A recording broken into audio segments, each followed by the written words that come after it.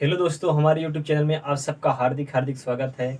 दोस्तों, आज हम आपको बताएंगे चितावर के बारे में, उसे कैसे सिद्ध करते हैं, कैसे लाते हैं, उसका सब कुछ प्रक्रिया बताएंगे। वीडियो पर बने रहना और चैनल पर नए हैं तो चैनल को जरूर सब्सक्राइब करना।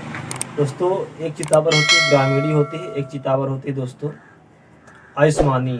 जो आयुष्मानी चितावर होती है दोस्तों, वो बहुत ही अच्छी तरह से काम करते हैं। जो ग्रामीणी होती है वो उसका यानी कि साक्षात्कार उसका नहीं हो पाता, और वो भी काम उतना ही करती है जितना कि आसमानी चितावर काम करती है। तो दोस्तों, आज हम बताएंगे उसको लाने का विधि विधान तरीका। कुछ लोग दोस्तों बोलते हैं कि नीलकंठ के घोंसले से मिलती है, कुछ लोग बोलते हैं कि कौवे के घोंसले से मिलती है, और दोस्तों सबका एक अलग अलग प्रक्रिया होता है। जिसको जैसे नॉलेज है वो वैसे बता रहा है।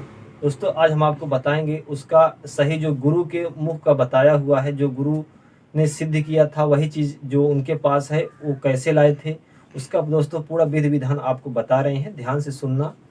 और दोस्तों, जो भी हमारे पेड ग्रुप पर ज्वाइन होना चाहते हैं वो ज़रूर ज्वाइन हों, और लोगों को कल्याण के लिए अच्छे से अच्छे मंत्र की साधना करें और लोगों का कल्याण करें। और जो भी दोस्तों उनका हक होता है, उचित होता है, वो आप उनसे गुरु दक्षिणा आप ले सकते हैं बेझिझक होकर के। तो बता रहे हैं दोस्तों कि उसको लाने के लिए जो कौवे का घोंसला होता है, कुछ लोग बताते हैं कोई सा भी कौवा। दोस्तों, एक कौवा होता है और दोस्तों एक हड़िया होता है। हड़िया जो होता है दोस्तों, उसके गर्दन पे सफ़ेद रहता है, लेकिन जो कौवा होता है जिसे काला कौवा बोलते हैं, वो ऊपर से नीचे तक बिल्कुल काला ही रहता है। तो उस काले कौवे के घोंसले पर जाना है। लोग बताते हैं कि लोहे की मुदरी बांधना है, लोहे का छल्ला बांधना, लोहे का कड़ा बांधना है, लेकिन दोस्तों ऐसा कुछ नहीं है। जैसे गुरु ने सिद्ध किया वैसे ही आपको हम बता रहे हैं। उसमें दोस्तों तांबे का जो तार होता है, तांबे का, उस तांबे के तार को ऐट बना दें उसके पैर पर। यानी कि अगर उसका दो पैर ऐसा है तो यहाँ से ऐसे बांध दे, ऐसे घुमा करके 2-3 बार उसको ऐसे बांध दें। और बांधने के बाद दोस्तों चुपचाप आप चले आएँ। किसी भी आप शुभ दिन के पहले बांध दें। और बांधने से पहले दोस्तों उनको एक निमंत्रण दे दे हल्दी चावल से कि हे देवी, मैं आपको लेने आऊँगा और आपको निमंत्रण दे रहा हूँ। इस विधि से, इस कार्य से, विधि विधान से लाएंगे तभी आपका काम होगा। अगर आप विधि विधान से नहीं लाएंगे तो आपका किसी काम का नहीं रहेगा। उसको पहले निमंत्रण दे दे एक दिन पहले, फिर शुभ मुहूर्त में जाएं और उसमें कड़ा उस काले कौवे के पैर में, एक कौवा हो, 2 कौवा हो, 3 कौवा, जितने भी उसके बच्चे हों उनके सभी के पैर में आपको बांध देना है। और बांधने के बाद चुपचाप आपको चले आना है।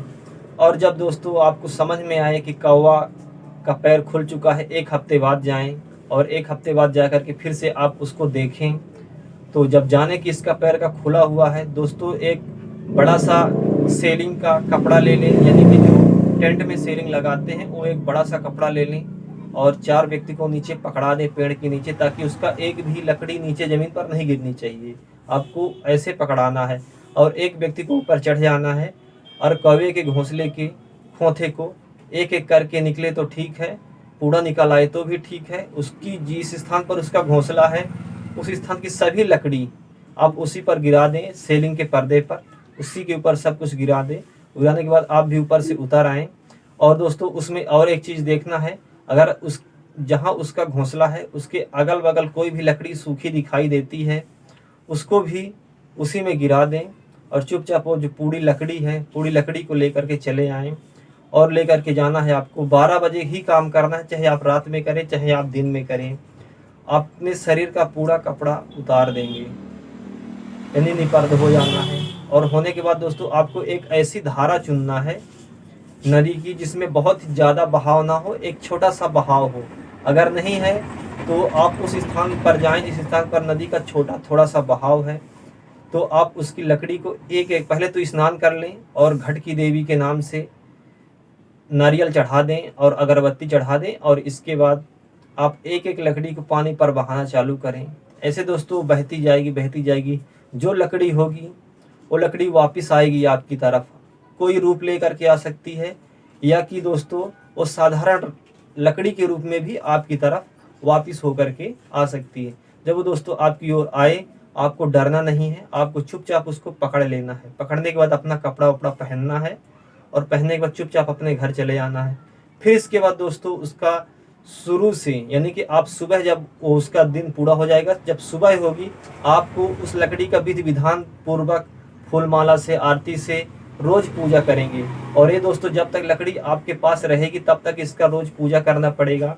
और एक दीपक रोज उसे लगाना पड़ेगा शाम को, और 5 अगरबत्ती रोज शाम को लगाना पड़ेगा। इस प्रकार से अगर आप उसको रखेंगे, और वो आपको दोस्तों सब प्रकार की जानकारी बताएगी। जैसे कोई व्यक्ति आता है, पूछता है, उसके विषय में भी दोस्तों पूरी जानकारी बताएगी। कोई झड़वाने आया, कोई तंत्र काट कराने आया, या कोई जापान मरवाने आया, कुछ भी कराने आया, आप सब कुछ उसको क्लियर बता देंगे। कहाँ से बिगाड़ा हुआ है, किसी ने भेजा है, किसी ने डायनी शक्ति भेजी है, या तांत्रिक क्रिया करवाया है, मसानी शक्ति है, रास्ते का है, किया कराया है, पत्ती का है, सब कुछ दोस्तों आपको उस लकड़ी बता देगी। और सामने वाले को, व्यक्ति को बता देंगे। और जो खर्चा लगेगा वो स्वयं आप बता देंगे। जो उसका नियम है वो लकड़ी उसके जो सिद्ध करके रखेगा उसके कान पर स्वयं बताएगी। और बताने के दोस्तों आप पूरा काम करिए उसी से, और यह प्रक्रिया आपकी चलती रहेगी। अगर दोस्तों आप उसकी पूजा नहीं कर रहे हैं, यानी कि दोस्तों 6 माह में आप उसको, जो उसका श्रृंगार होता है, संपूर्ण श्रृंगार देना पड़ेगा, जैसे कि अन्य देवियों को देते हैं। और नारियल और रोट देना पड़ेगा। रोट मतलब होता है दोस्तों पूड़ी, 5, 6, 7, 8 पूड़ी उसको देना पड़ेगा दोस्तों। ऐसे करना पड़ेगा। अगर दोस्तों अगर आप ऐसा नहीं करते हैं, वो औरत का रूप ले करके आपके घर से और चुपचाप चली जाएगी, और आप उसको जान भी नहीं पाएंगे। यह दोस्तों प्रक्रिया होती है चितावर के बारे में। और बाकी दोस्तों बताने के लिए कोई कुछ भी बताता रहे, हमको उससे फर्क नहीं पड़ता। जो इस प्रक्रिया को कर लेगा दोस्तों, वो सबसे बड़ा महान तांत्रिक होगा। क्योंकि चितावर एक ऐसी देवी होती है जो पूरा बंगाला जीत करके रखती है। उसके आगे बंगाला भी कुछ नहीं है। यही चीज़ दोस्तों बता रहे हैं। अगर आप उसकी सिद्धि करना चाहते हैं तो इस प्रक्रिया से करिए। इसके बाद मिलते हैं दोस्तों नई वीडियो में। धन्यवाद।